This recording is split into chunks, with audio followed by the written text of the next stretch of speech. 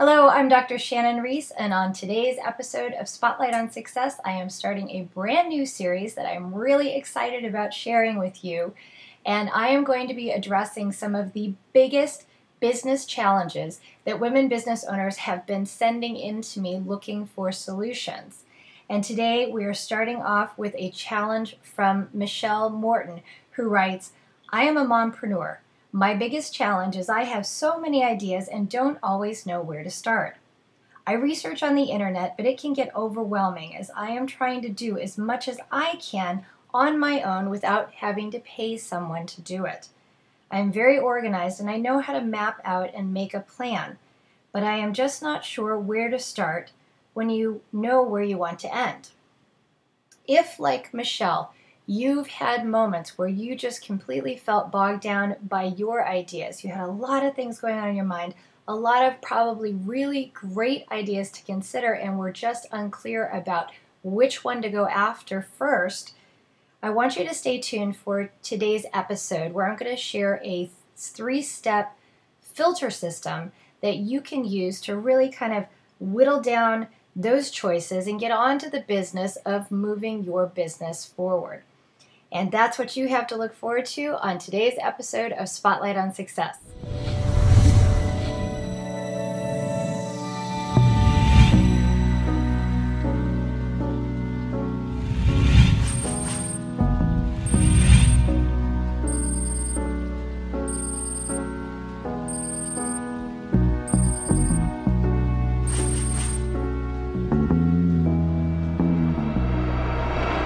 As I mentioned in the introduction, I am starting a brand new series addressing some of the biggest business challenges that women business owners are facing. And today's challenge comes in again from Michelle Morton. And Michelle, thank you so much for submitting your challenge. I think it's especially common for creative types, and I'm one of them, to, get into that place a lot, that place of overwhelm.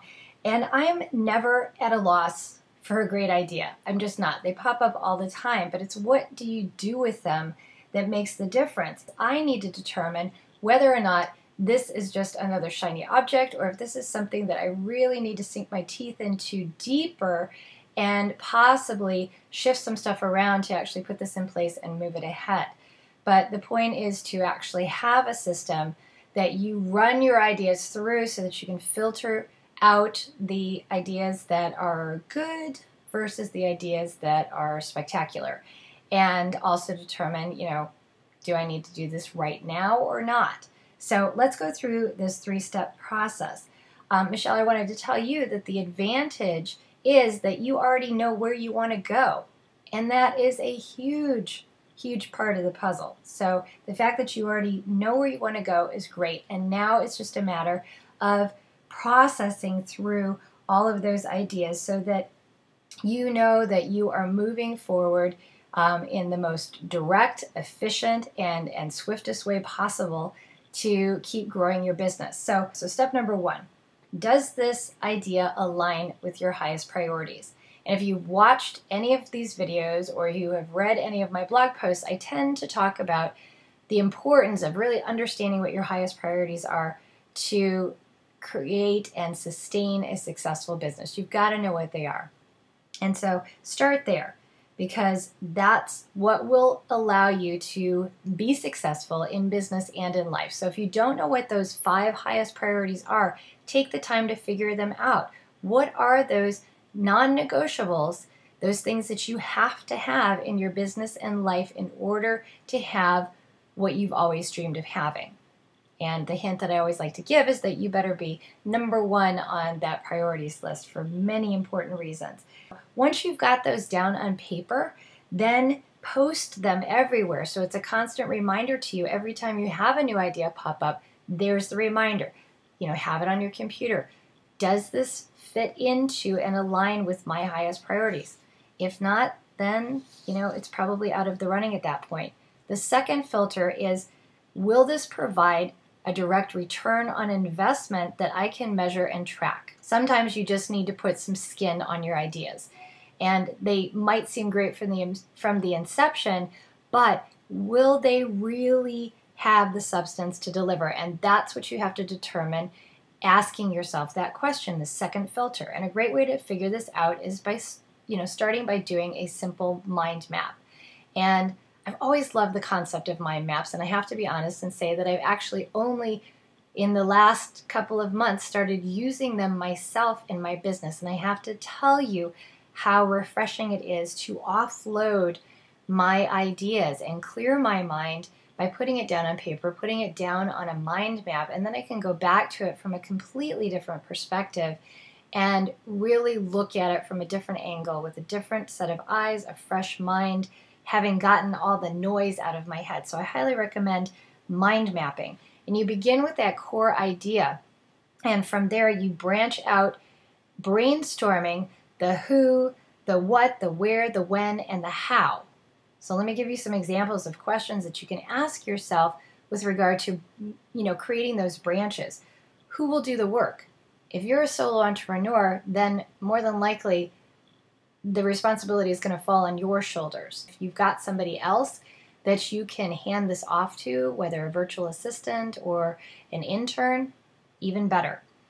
The what part. What amount of work will need to be done to get this up and running?